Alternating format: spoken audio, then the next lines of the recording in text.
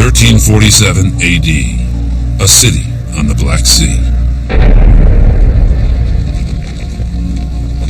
Something is about to take place here, an event far more devastating than a single battle. It was the end of the world.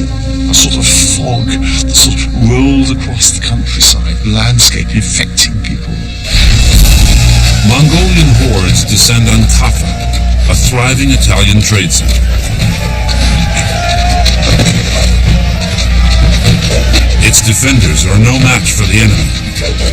But in this battle, the true enemy takes no human form.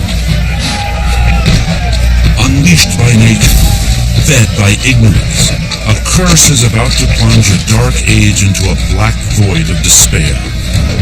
Before it's through with the medieval world, some 25 million souls will be conquered and consumed.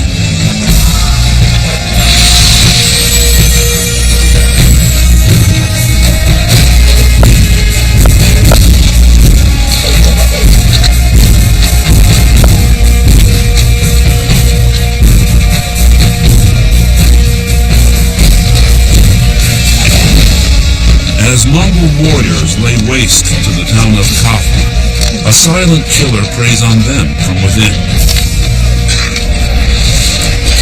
Its victims are riddled with oozing black sores. The darkened skin and blisters evoke the name of the infamous killer, the Black Death. The disease surfaces in China in the 1330s. Slowly it moves west along ancient trade routes. Here at Kaffa, it arrives like express mail from hell, courtesy of the invaders. To make matters worse, some Mongol siege meisters now come up with a crude but effective form of bioterrorism. They use Mongol catapults to fling their own Black Death victims into Kaffa.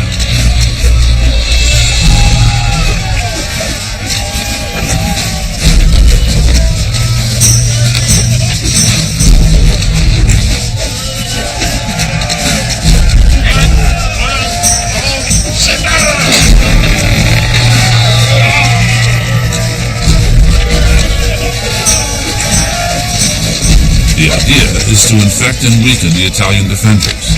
The enemy surrenders, the Mongols win Kaffa. What could be better? Of course, the plan will backfire. By handling the corpses, the Mongols infect themselves as well. But that's another story.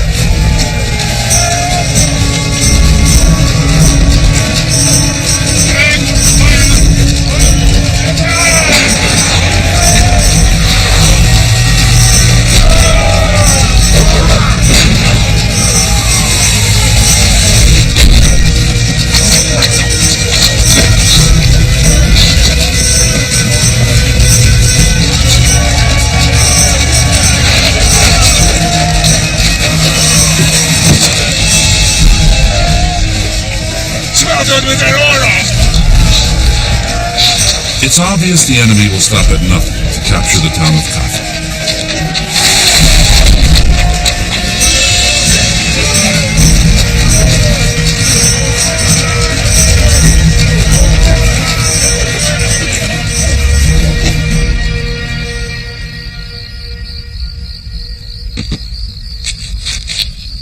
During a lull in the battle, a group of Italian defenders slips out of the fort.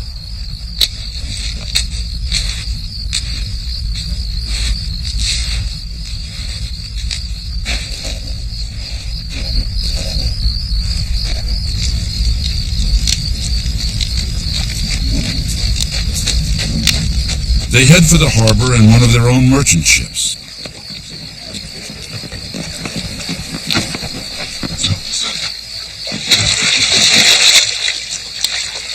The men escape the Mongols, but not the bacteria.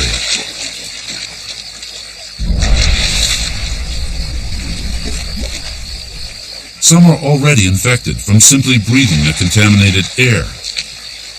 These stowaways will take care of the rest.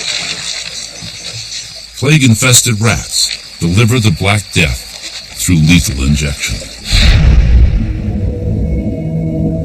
The deadly venom that infects the rat's blood is this innocuous-looking bacteria, Yersinia pestis.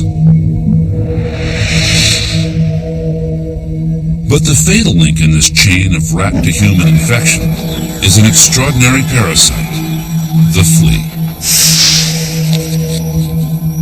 The Romans believed that fleas were created by the action of sunlight on filth. Wrong answer. Fleas are actually born from eggs laid on the skins of animals, like rats. In search of blood, an adult flea can jump 80 times its own height. Mark Horton is a plague-hunting archaeologist from England. Over the years, Horton has tracked the path of the Black Death from Italy into France and Britain.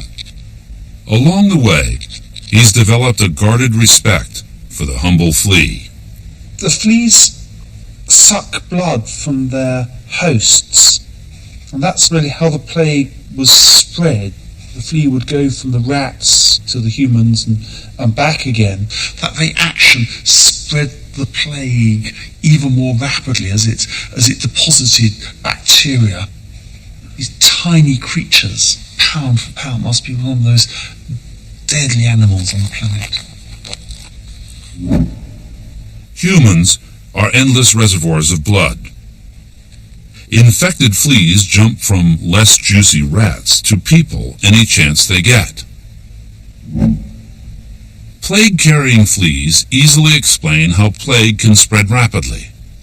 Not so easy is finding actual plague bacteria in the remains of 14th century victims. Horton will look for some at a medieval cemetery in southern France. Historical records provide his team some confidence they will succeed. Symptoms of modern bubonic plague fit nicely with medieval descriptions of Black Death events. Among them, the outbreak that struck the city of Kaffa during the Mongol siege. Escaping the Mongols by sea, the Italians are infected, one by one, as rats and fleas spread the disease.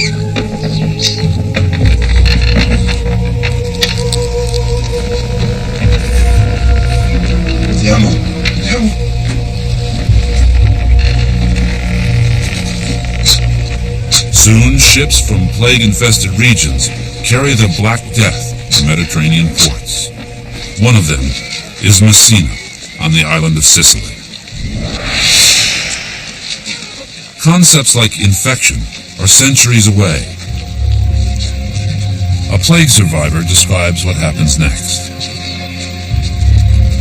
When the sailors reached these places, it was as if they had brought evil spirits with them. Every city was poisoned by the contagious pestilence. Men and women died suddenly. While they hugged and kissed us, they were spreading the poison.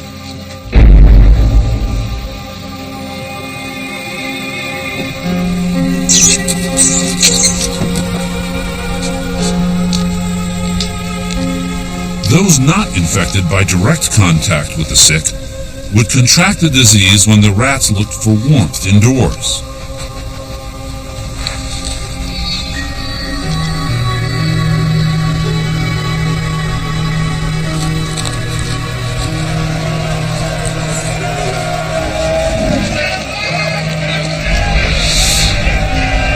Soon, Messina's terrified residents turn on their own. Priests and nuns are left to care for the sick. But the courage of the clergy does little to bolster the dwindling faith of the population.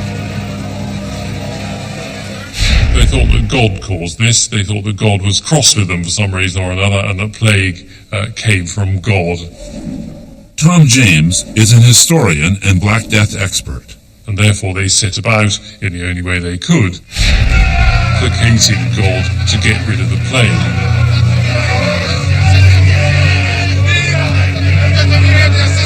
A 14th century witness wrote this passage of despair.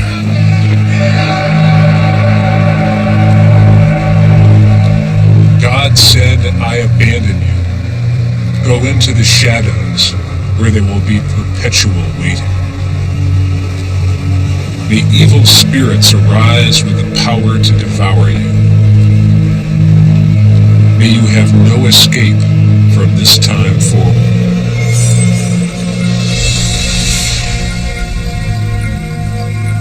January 1347. The Black Death secures beachheads throughout southern Europe. Now it races inland. We know about the plague in Europe from a variety of sources. We know about it from chronicle sources. But also in Europe we have one particularly wonderful source, which is Giovanni Boccaccio's Decameron. Written in 14th century Florence, the Decameron is an eyewitness account of a continent in crisis. Carissimi, figli, sono morto! There's an introduction which tells us a tremendous amount about how families were broken up by the plague.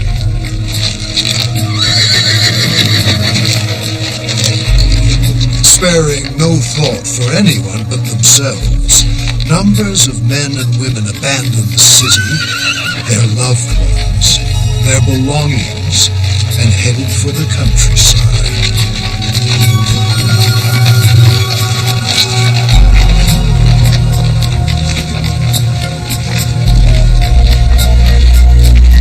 Urban populations hit the road en masse, their nostrils assaulted by a scent of rotten eggs and wet leather, the putrid aroma of the dying and the dead.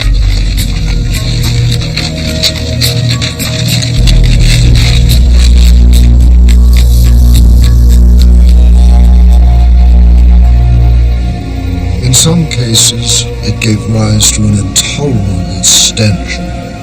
In others, it brought spitting of blood. For others, swelling on the back, across the chest, near the thigh. There was no remedy for the vomiting of blood. Those who fell into a coma or suffered a swelling very rarely escaped.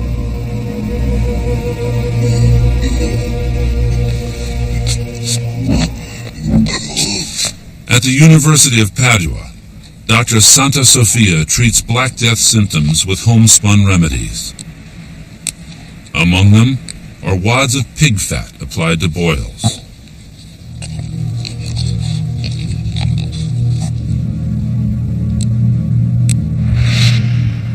Meanwhile, deadly bacteria enter the lymphatic systems of Sofia's patients, infecting their vital organs. Within days, they die of respiratory or heart failure, and along with them, the doctor himself. In a matter of months, the Black Death forces Europe to its knees. People are dying faster than the church can bury them.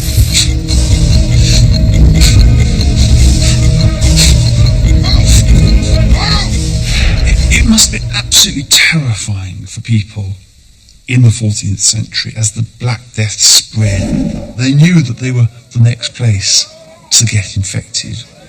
And because they didn't understand how it spread, they were so powerless to do anything about it. Decades before the Black Death, civil wars in Italy drive the seat of Catholic power to France. By 1348, Pope Clement VI now holds the job of leading millions away from sin. Saving them from the plague is another matter. Short of a miracle, the Black Death will take him out as well.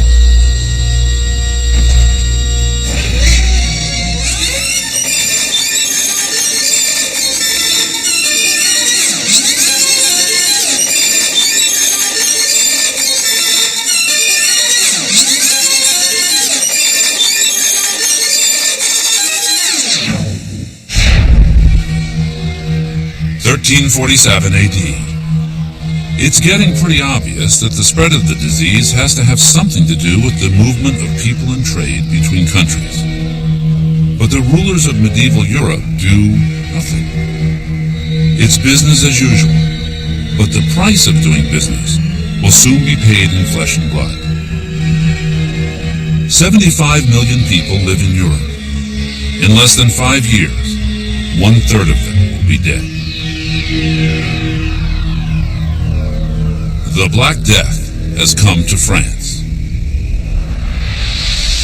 That yellow deposit that we've got, we're not on yellow here. And so has Dr. Horton. There and there. At the abbey located near Bordeaux, Horton's team excavates the graveyard to see just how hard the plague hit France. Is it worth getting the plan out? In the middle of these earth graves, we've got this rectangular pit.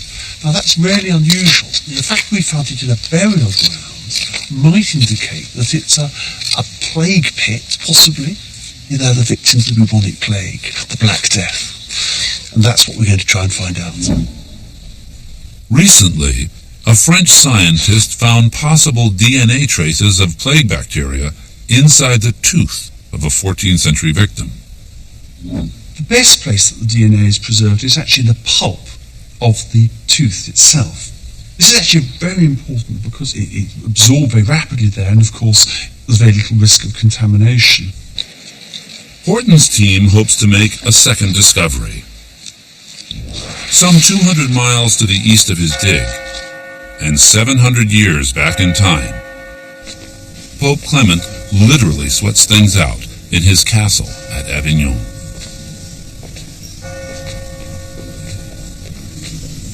Due to his extravagant lifestyle, some Catholics couldn't care less if he does die. He was a particularly jolly pope, man for lots of parties. Some people thought the Black Death was caused entirely by the misbehaviour of Pope Clement VI.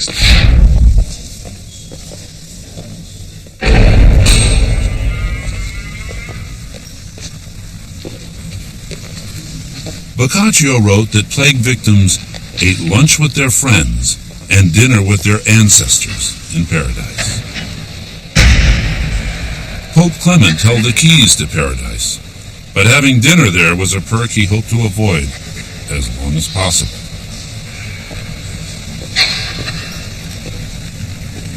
He thought he could avoid plague by lighting fires and sitting between them so that the humours of the plague presumably would be drawn away from him and disappear up the chimney.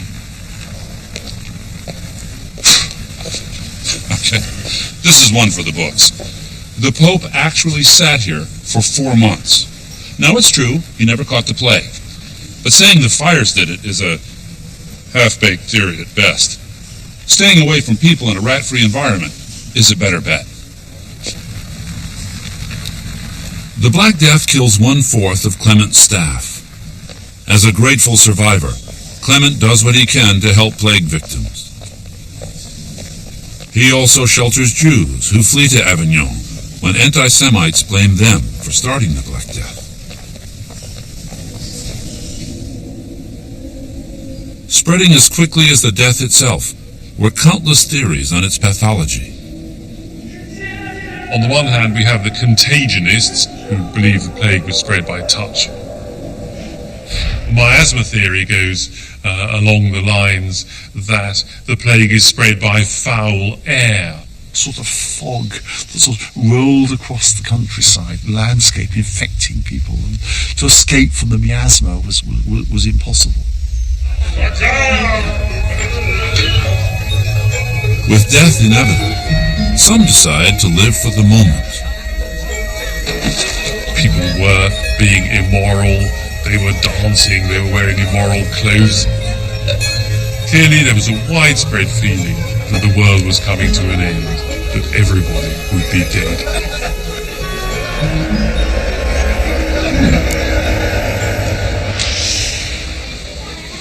Those unconvinced the end was near carried on life as usual, but nothing was usual anymore.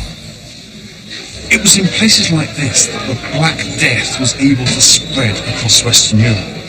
Every 10 miles there are market halls like this, and every week the people would come and buy and sell their wares. You can just imagine the rats scurrying around on the floor, the fleas on the rats jumping onto the cloth, the textiles, the fruits and so forth, infecting the population. And it was because of this system of weekly markets that enabled the Black Death to spread across Western Europe with deadly speed. Still others shun contact altogether, holing up in their houses like hermits. But nothing puts a dent in the plague. Soon whole families turn on each other. The healthy reject the sick.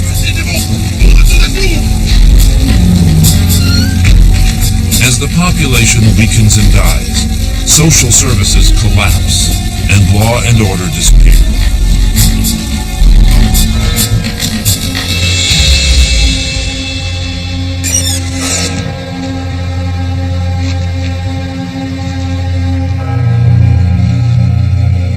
To help the suffering masses gain absolution for their sins, Pope Clement calls for religious processions and rites of atonement.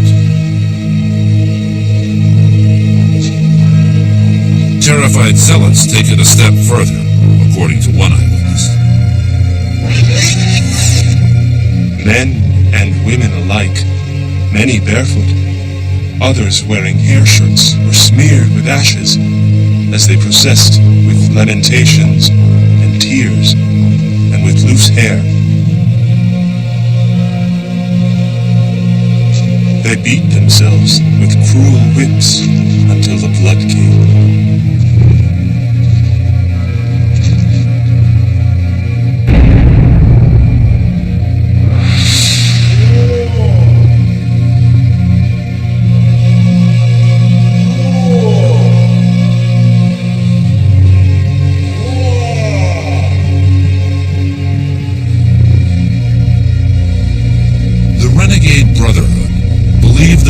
Death is God's punishment for their sins, an attempt to literally beat the evil out of their bodies.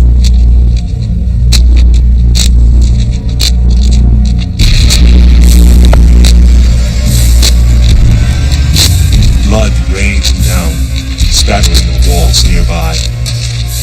I have seen when they whipped themselves, those bits of metal penetrated the flesh so deeply that it took more than 2 attempts to pull them out.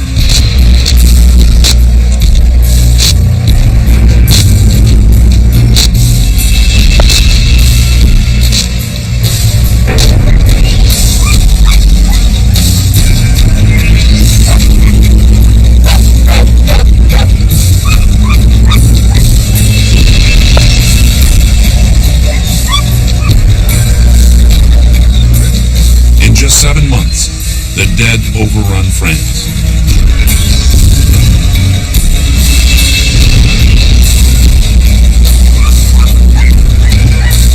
The Pope consecrates the River Rhone as an emergency burial ground.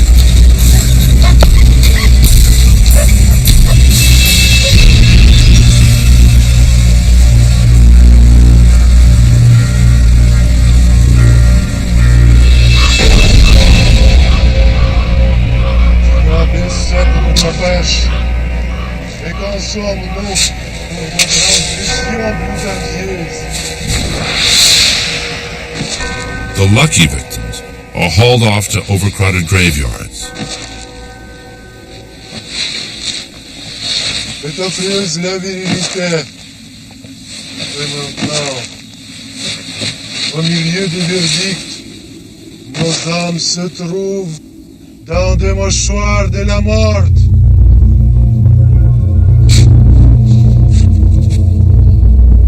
In 1348, French monks and burial crews work overtime in countless church graveyards. At the same time, France is under attack by England as the 100 Years' War drags on.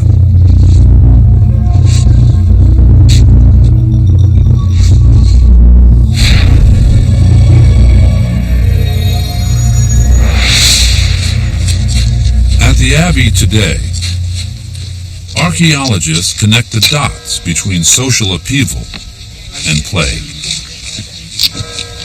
If you think about plague, it tends to break out nowadays in parts of the world which are dislocated, where people are already starving, places like Ethiopia, for instance, in recent years.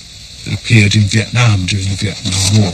So we shouldn't be surprised that the plague spread across Western Europe at that time. As the Black Death continued to spread, a certain mineral was in hot demand. It's common lime, the white stuff you mix into your garden. In medieval times, it was thought that lime could prevent the plague from spreading. So we just have to be careful that we're not... For Horton, it's a dead giveaway when you're looking for plague victims. And I'll tell you what's really interesting, Simon, is what's that little white line coming out in front of Ruth? You can see how it's set against the side of the pit. Ruth, is that white stuff, is it lime by any chance? Yeah, just up against it. And that's really good, because they buried the dead with lime when you had disease victims like this.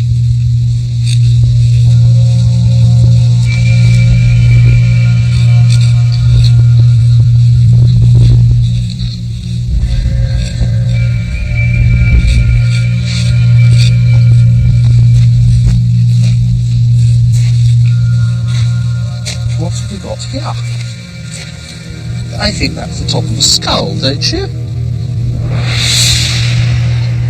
That's the first skull. That means it's not a pit of rubble.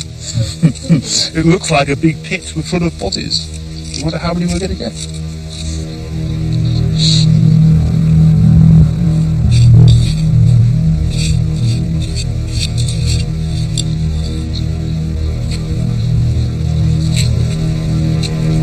Horton and Company uncovered 2 skeletons. But did they die at the time of the Black Death?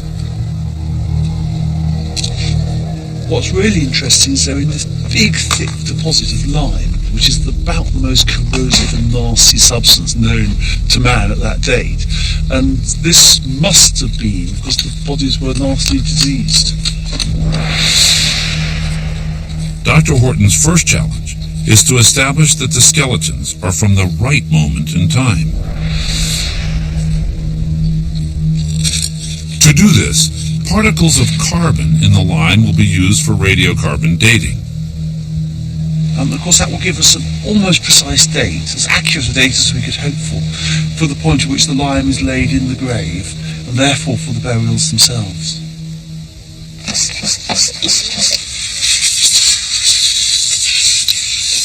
We've got at least 2 burials here, but the bone seems to be in pretty bad condition. So I'm not quite clear how good a picture we're going to get of the skeletons at the end of the day.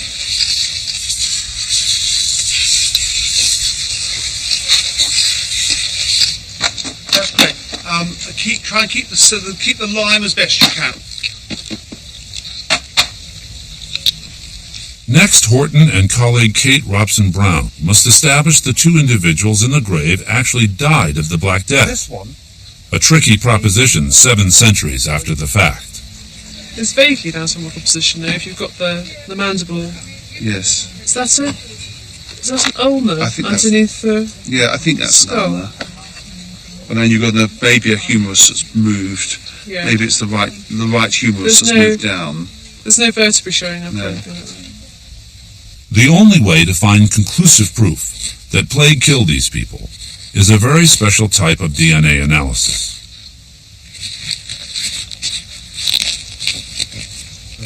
While the bacteria doesn't survive in the skeleton, the DNA of the bacteria can get absorbed into the bone structure.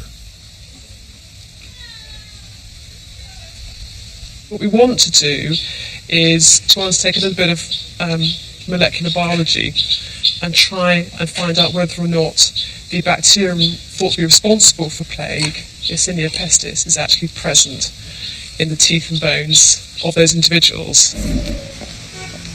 Lab analysis of the samples begins after they cross the English Channel. The same path the Black Death followed 7 centuries ago. Back then, the British believed the sea and the Navy would protect them from any invasion. They were dead wrong.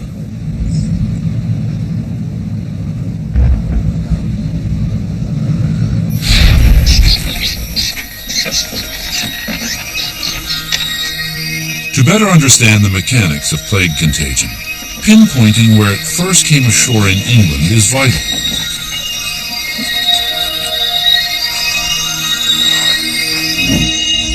The trail begins at a seaport on the French coast, which was then an English possession. These walls were built by Edward I at the end of the 13th century as a port to control the trade of the Gironde estuary here in western France. And it was here that much of the Gascon wine was exported to England.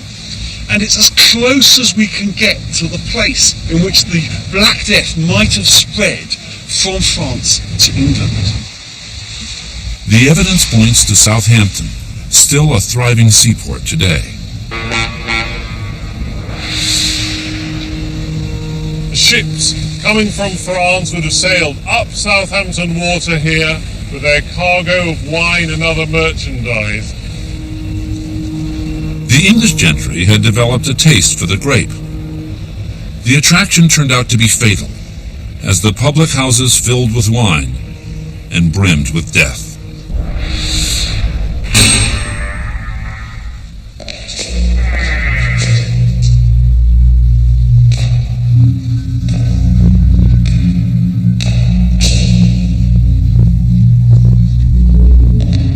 To handle the incoming cargo, storage rooms are built throughout the harbor area. Here we are in one of the medieval cellars of Southampton. And from here, the wine brought from France would have been spread outwards into the countryside, into the towns, across the estates of the bishops, bringing with it the terror of the Black Death. For amongst the barrels in the ships came the rats. And how do we know that the rats came with them? Because in the archaeological record, we've found bits of rat bone. Here is the skull of a medieval black rat from precisely this period of the Black Death. And it's from these little creatures and the fleas in their fur that hopped onto the humans and spread the plague that the Black Death came to England.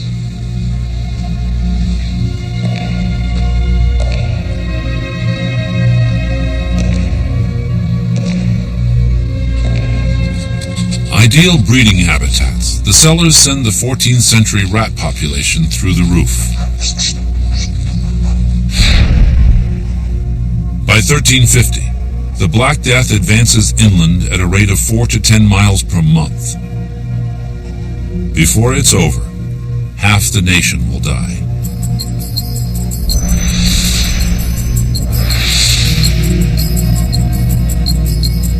In Bristol, one eyewitness describes the devastation. The most lamentable plague penetrated the coast through Southampton, came to Bristol, where almost the whole strength of the town perished.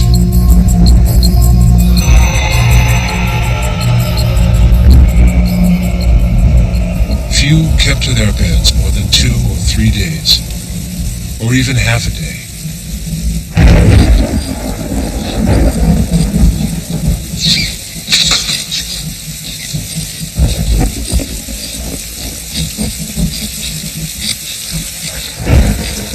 In Hertfordshire, a desperate monk scratches this message into a wall at Ashwell Church.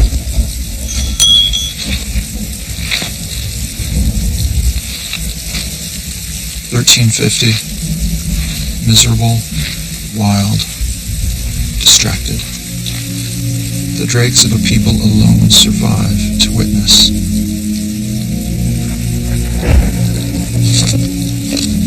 Adding to the month's despair is a curse from above. I'm not referring to an angry God here. I'm talking about something almost as forbidding. English weather. The summer of 1348 feels like the winter, and the winter of 1348 is even worse, according to eyewitness John Redding.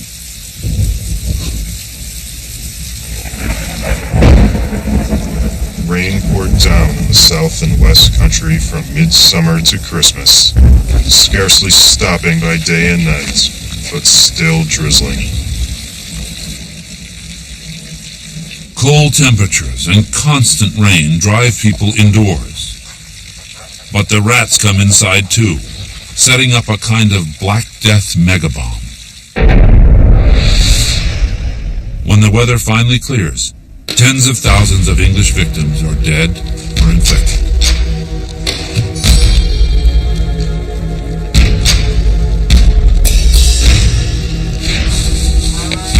As in Europe, the Black Death shockwave erodes the humanity of the people. Some communities attempt to seal themselves off from the outside world.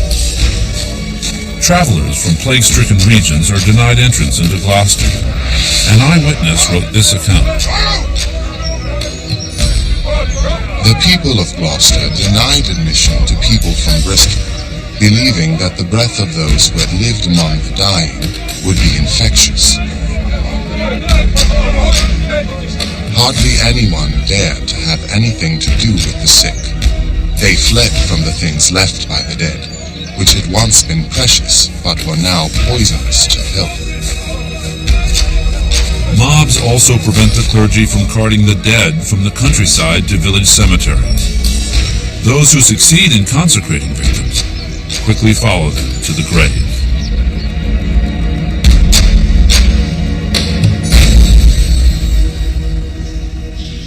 At the peak of the Black Death, a priest's life expectancy is 3 weeks.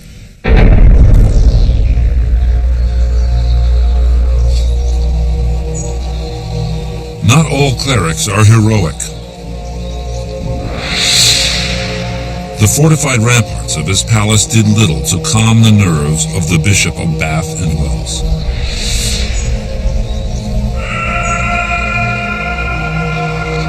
The bishop was so terrified of the plague, he fled his palace, abandoned his flock, and hid away in a country retreat.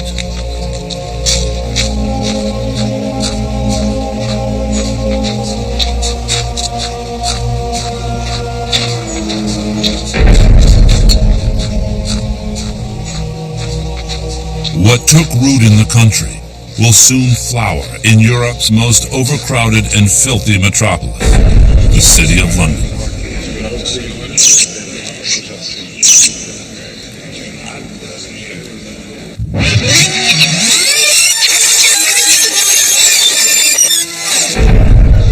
Flashback to January 1349. London is a city of crowded beds, open sewers, and terrified people. Imagine being in their shoes. You know the Black Death is on the way. It's already infested the English countryside. There's no place to go. But King Edward is also stuck here. He takes one look at the open sewers and realizes that London has become a rat's paradise.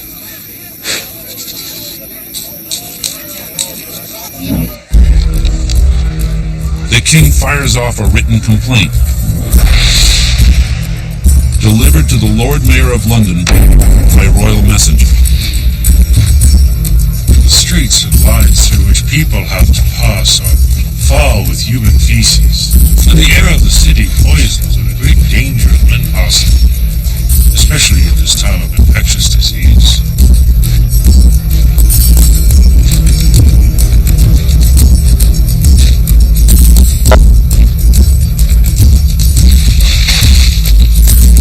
Any plague would travel like wildfire through the city.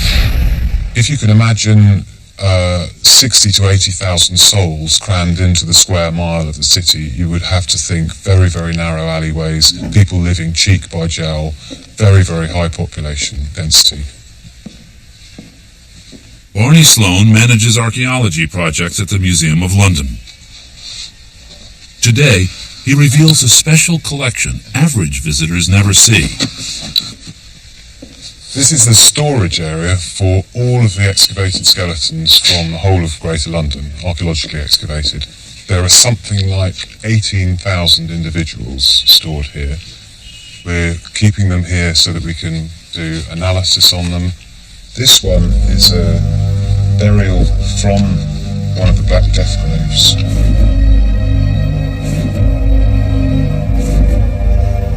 Many of these 18,000 died of the Black Death. Sloane is certain of that, because he uncovered at least 1,000 of them personally. About 250 meters from the world-famous Tower of London, Sloane made his historic find. It was here that 15 years or so ago, under these buildings, we excavated the 1,000 or so burials from the Black Death Cemetery. There are probably hundreds still under there somewhere.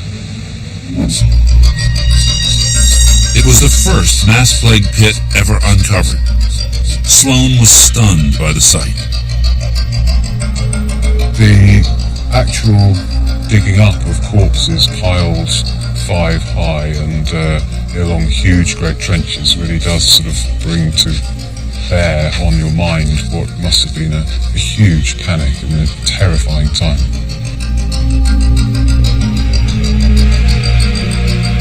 Along with the human skeletons were those of the creatures who brought death to countless doorsteps.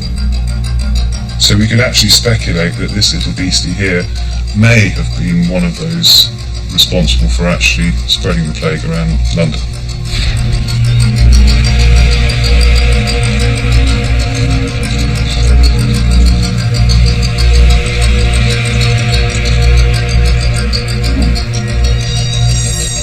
In January 1349, half of London's population is dead. Giant emergency burial sites are created, like this one, at the Charterhouse Monastery. Here's how one eyewitness described it. A great plague in the year of our Lord, 1349. This churchyard was consecrated, and within the bounds of the present monastery were buried more than 50,000 bodies of the dead. God have mercy.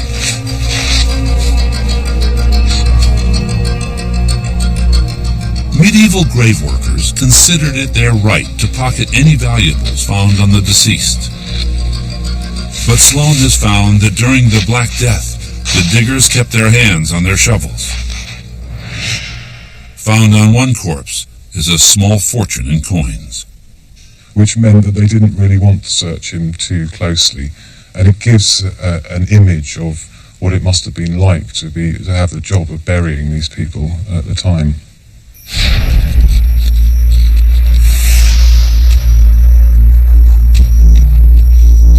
After killing half of London and 1/3 of all Europe, the Black Death seems to disappear.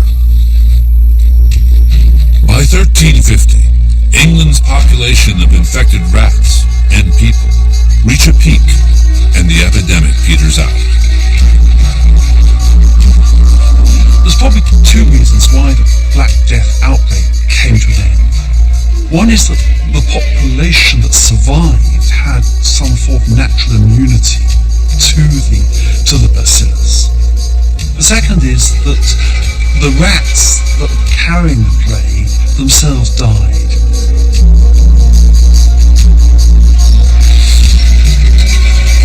On the upside, as the human population heads for the basement, the lives of those left standing greatly improve.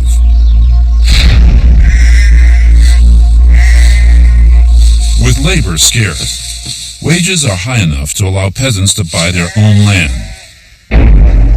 Others find themselves on the gravy train through the untimely deaths of relatives. These are the people, of course, who are benefiting most clearly from inheriting the wealth of people who have died in the plague. While survivors do better, English architecture suffers. The edifice of today's Winchester Cathedral is a mixture of elaborate pre-plague stonework mixed with very simple lines after the Black Death wiped out scores of master craftsmen.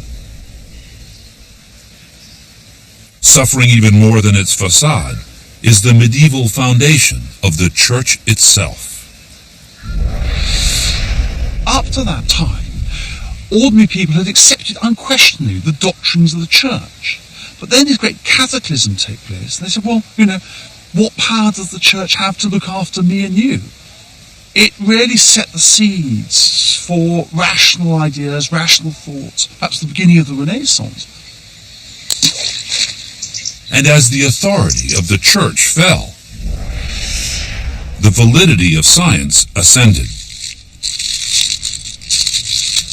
At the apex of this revolution are DNA labs, like this one, at the University of Manchester Institute of Science and Technology.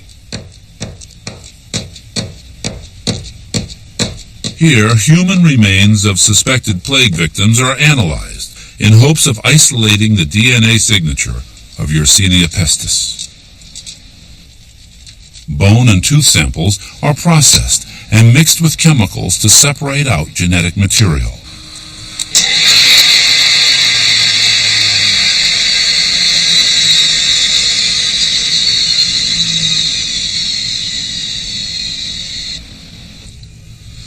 Okay, Kate, let's have a look and see what's there. Kate Robson-Brown is here to observe Dr. Robert Solera's analysis of samples from the burial pits in France as well as England. How many specimens does this gel represent? There are 4. Next to the size marker, the one just on the right of that is from France, and the other 3 are from Hereford. And none of them are showing any plague DNA? No, unfortunately not. After months of hard work and weeks of waiting for test results, no trace of the bacterium is found. So do these results mean that this individual definitively did not have the plague? Not necessarily, no. It could simply be a question of poor DNA preservation. It's still quite possible that person died of plague. Confirming the true cause of the Black Death is only a matter of time. Scores of samples remain to be studied, including those from a subsequent outbreak that occurred in the 17th century. Again, the Black Death would pit the humanity of a people against the innate will to survive. 300 years after the Black Death first swept through Europe, it resurfaces here in northern England. The self-sacrifice of the people in the village of Eyam continues to inspire visitors from around the world.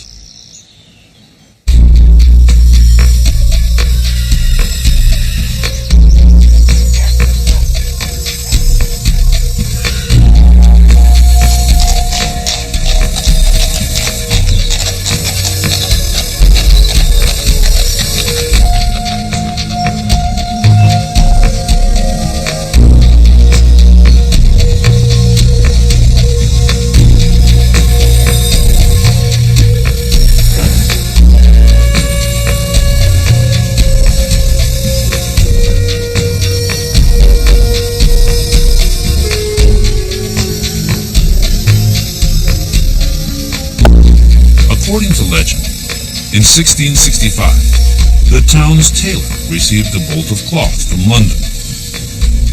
It was damp, but when he spread it out to dry, something was waiting for him. Plague-infested fleas.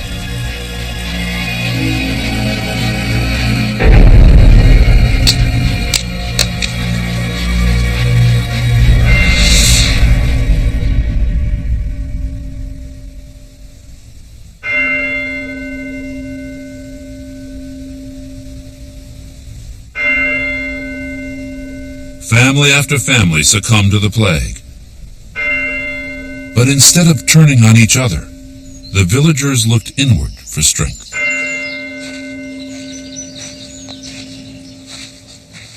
They put themselves under total isolation, according to local historian John Clifford. They lay down 3 rules: to bury their own dead quickly, not to intermix with their neighbours, but try to keep some distance between them.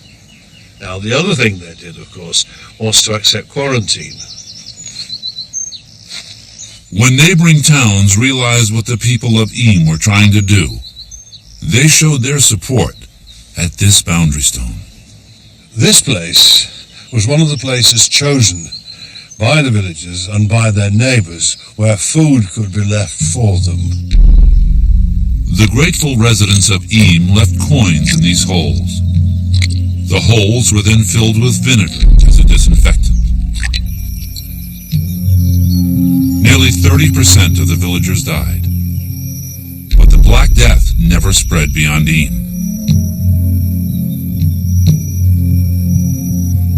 Had this spirit of self-sacrifice prevailed 200 years earlier, it's possible humanity may have been spared its greatest disaster.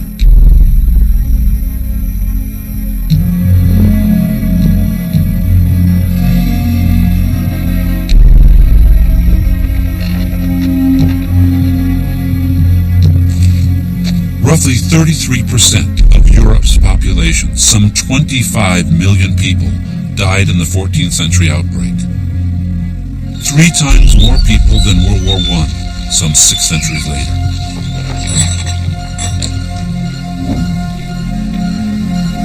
Without modern treatments, if medieval Europe's disaster struck America today, the total population of the mid-Atlantic states would die.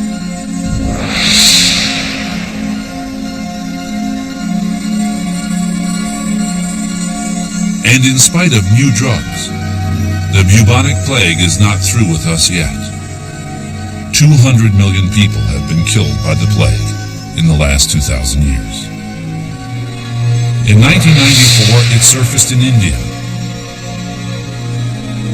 Within months, 700 were infected, and many died due to delays in treatment.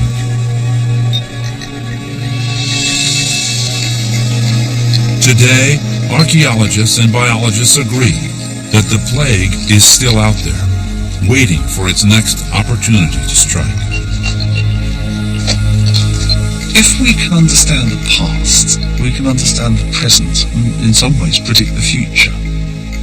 There may be some new virus that suddenly evolves that can have devastating impacts on the population, and if we can start using archaeological evidence, then it may well help us control them in the future.